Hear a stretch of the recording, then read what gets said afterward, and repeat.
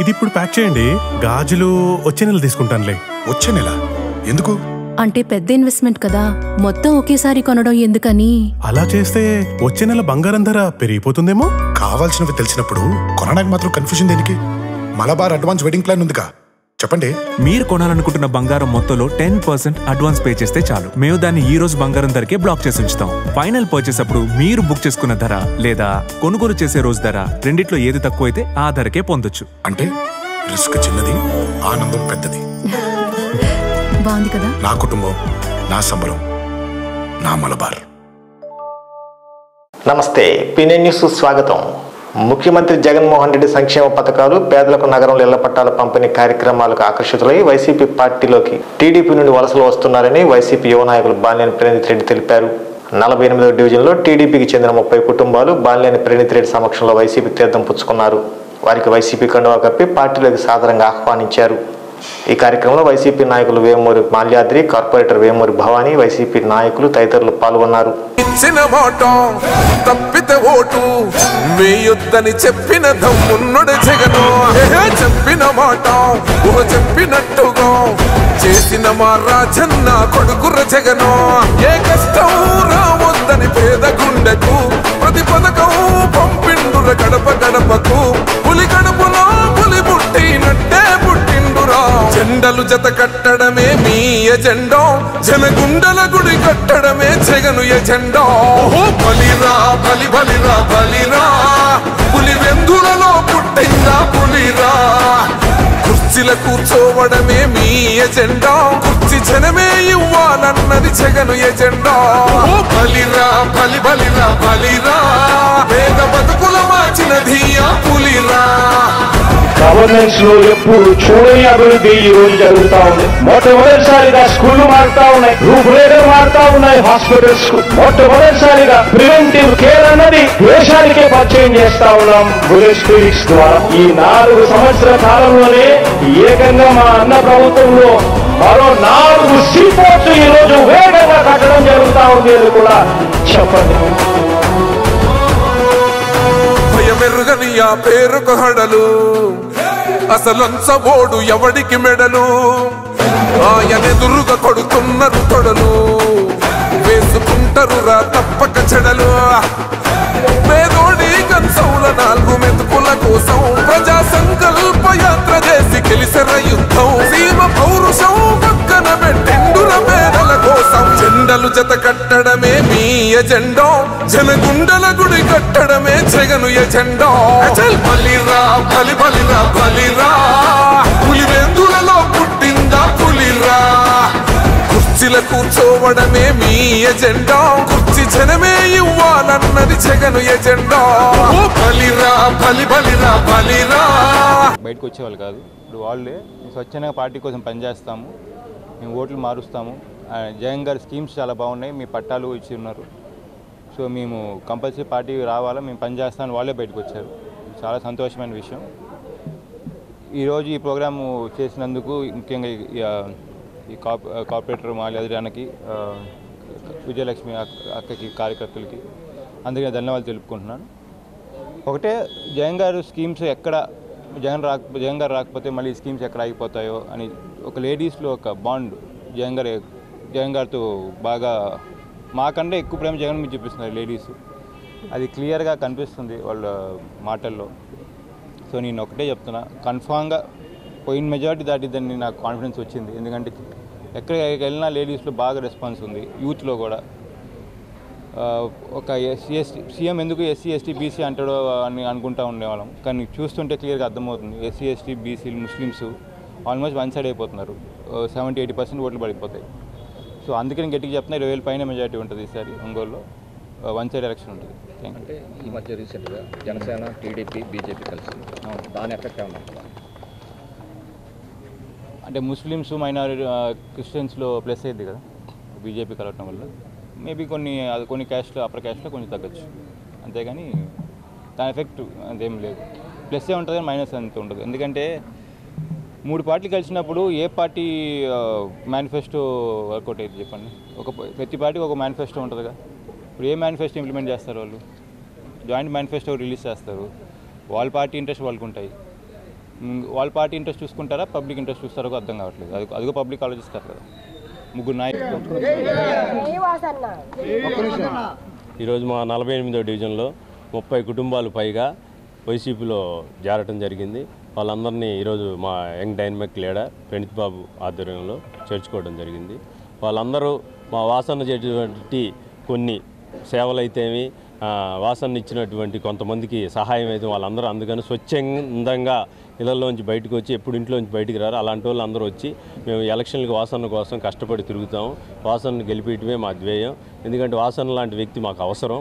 మాకు ఎప్పుడైనా అన్నానంగానే ఆదుకుంటున్నాడు. అందుకని ప్రతి వాళ్ళు గుర్తించి వాళ్ళే వచ్చి ఈరోజు జారటం జరిగింది.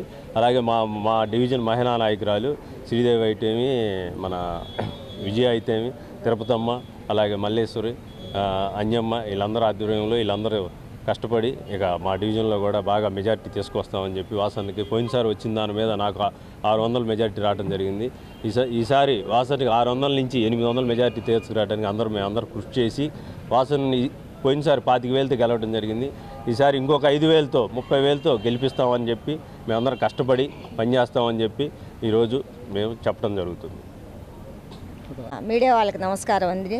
ఈరోజు మా 48వ డివిజన్లో 30 కుటుంబాలు అందరమే లేడీస్ని స్వచ్ఛందంగా వచ్చి మేము వాసన్నకి ఎలక్షన్లో చేస్తామని చెప్పేసి ముందుకు వస్తడం జరిగింది. కొంతమంది టీడీపీ వాళ్ళు ఉన్నారు, కొంతమంది న్యూట్రల్గా ఉన్న వాళ్ళు ఉన్నారు, కొంతమంది మా పార్టీ వాళ్ళు ఉన్నారు.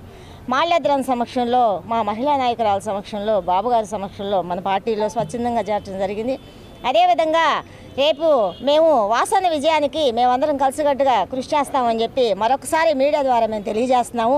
ఇప్పుడు మీడియా వాళ్ళు క్వశ్చన్ అడిగారు బాబు గారిని, పార్టీలు 3 ఏకమైనవి గెలుస్తారని చెప్పేసి. నేను ఒకటే చెప్తున్నానండి, చెడు అనేది 4 రకాలుగా ఏకమైన మంచి ఒకే చోట ఉంటుంది. ఆ మంచిని గెలిపించుకోవడానికి ఈరోజు ప్రజలందరూ సంక్షేమ పథకాలు అనేది మాకు రావాలి. కుల మత భేదం చూడకుండా పార్టీలకు అతీతంగా ఈరోజు జగనన్న ప్రతి ఒక్క కుటుంబానికి సంక్షేమ పథకాలు అందించడం జరిగింది.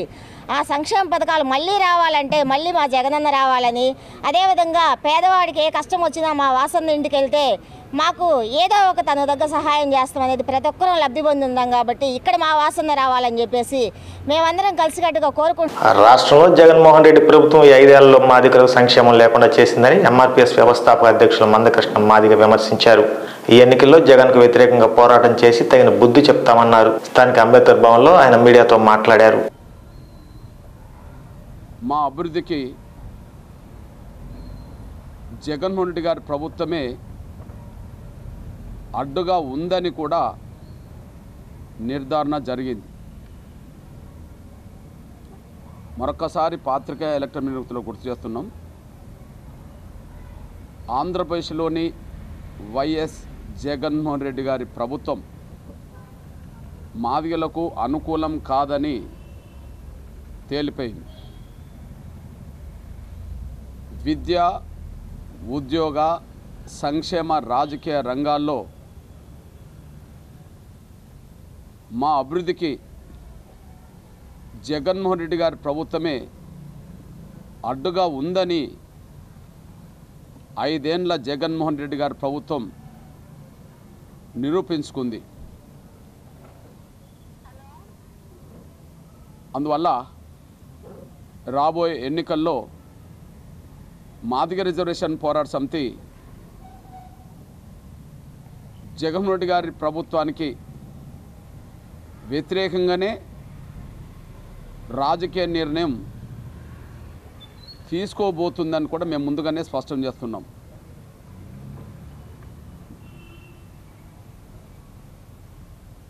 నిన్నగాక మొన్ననే ఎన్నికల నోటిఫికేషన్ వెలువడింది.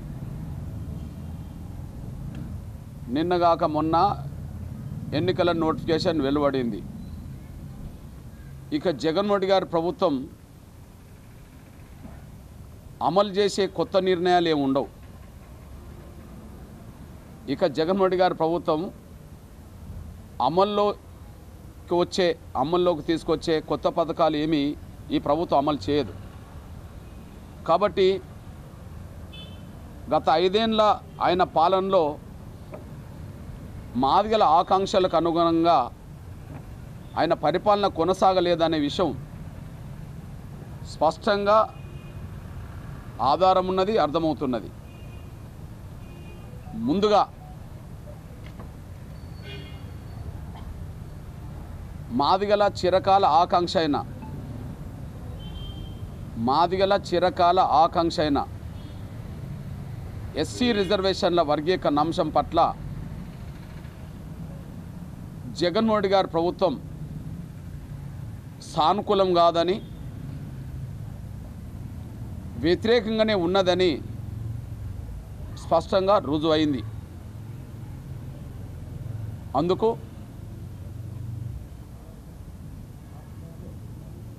ఎస్సీ రిజర్వేషన్ల వర్గీకరణ అంశం మీద ముఖ్యంగా ఆంధ్రప్రదేశ్ ఎస్సీ రిజర్వేషన్ల వర్గీకరణ అంశం మీద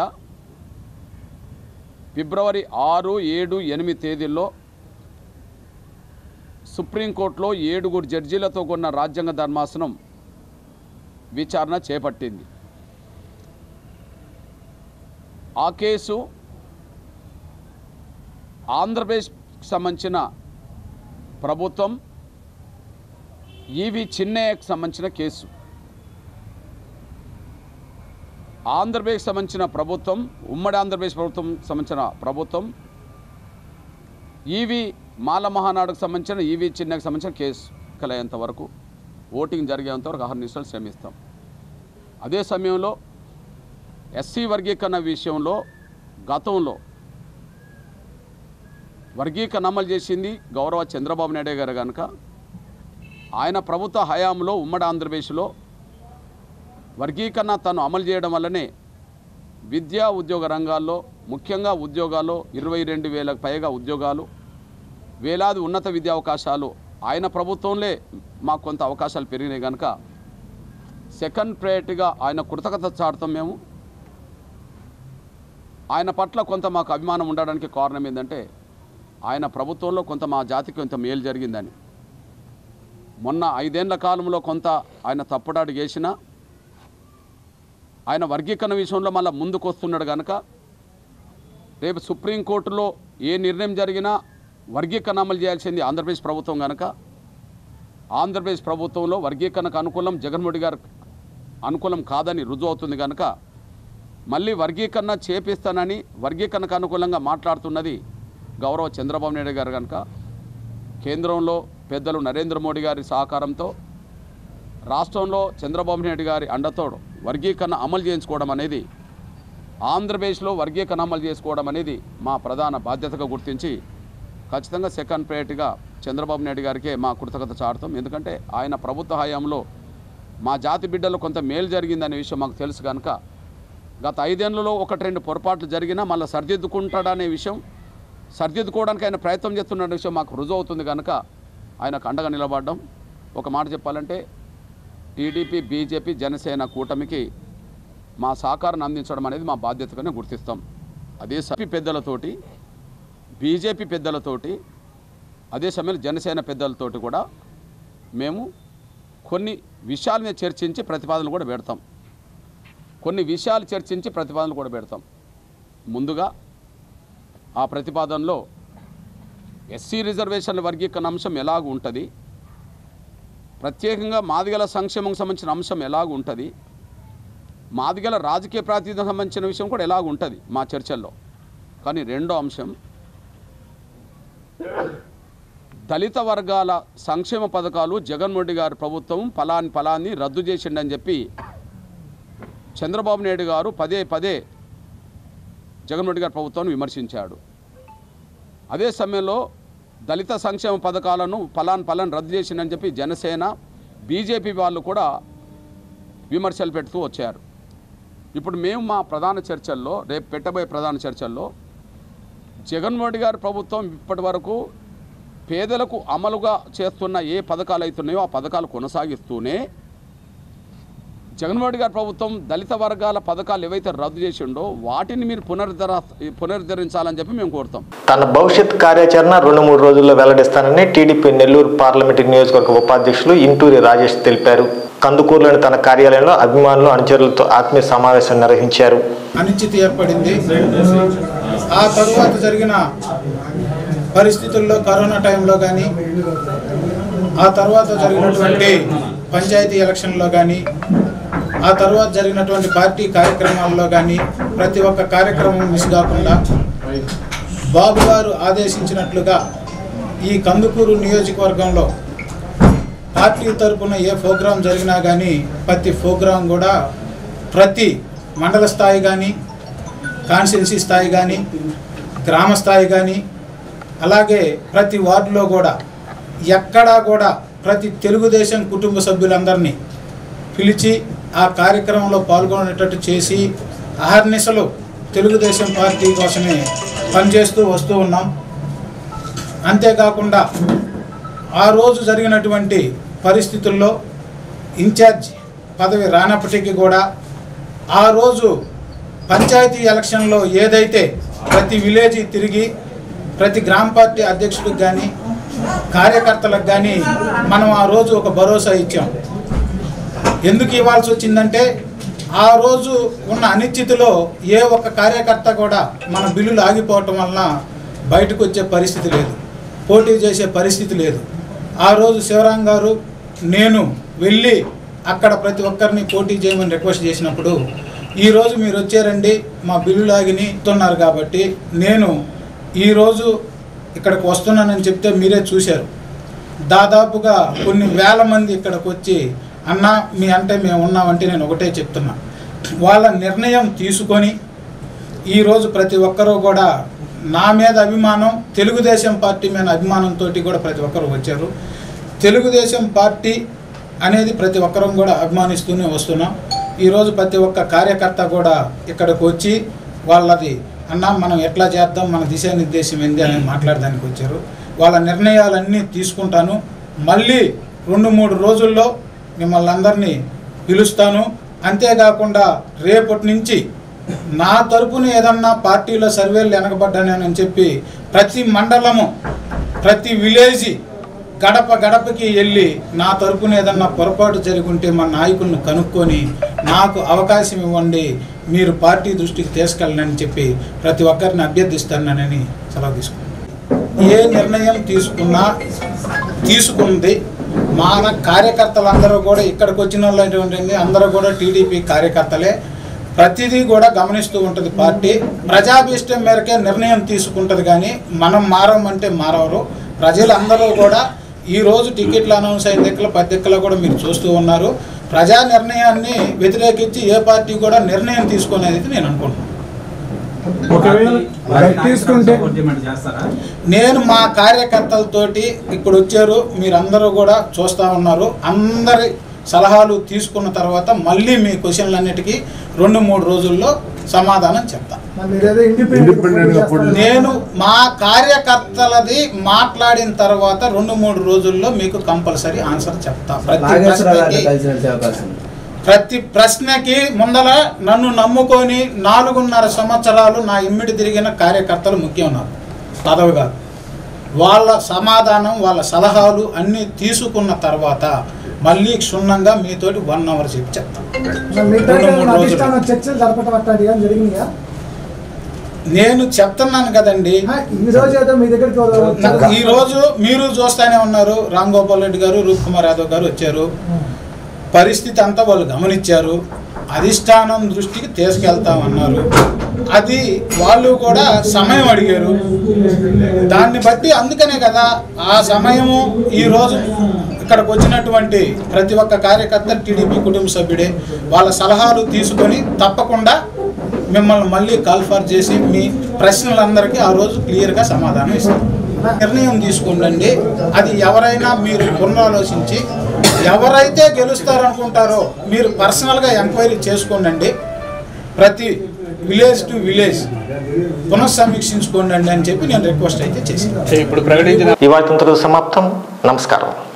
గుండె సంరక్షణ కోసం మరింత జాగ్రత్త తీసుకోవడం అవసరం. ప్రకాశం, నెల్లూరు, కర్నూలు జిల్లాల్లో తొలిసారిగా ఆస్టర్ రమేష్ హాస్పిటల్స్ ఒంగోలులో అత్యాధునిక 160 స్లైడ్స్ UCT 780 స్కానర్ అందుబాటులోకి తెచ్చాయి. Computerised tomography, coronary angiography, CTCA దీనివల్ల సాధ్యమవుతుంది. CTCA పరీక్ష వల్ల గుండెకు రక్త సరఫరా చేసే కరోనరీ ఆర్టరీస్ కి జబ్బు చేసిందేమో తెలుసుకోవచ్చు. గుండెపోటు వస్తుందన్న దానికి అదే తొలి హెచ్చరిక. ఇతర పరీక్షలతో పోలిస్తే ఈ ఆధునిక పరీక్ష వల్ల ఎన్నో ఉపయోగాలున్నాయి. అసలు సమస్యని కరెక్ట్గా తెలుసుకుని తగిన వైద్యం చేసే వీలుంటుంది. గుండెకు సంబంధించిన ఏ సమస్య ఉన్నా ఆస్టర్ రమేష్ హాస్పిటల్స్ మీకు కొండంత అండ. మీరు పూర్తిగా విశ్వసించదగ్గ అత్యాధునిక ఆసుపత్రి ఇది.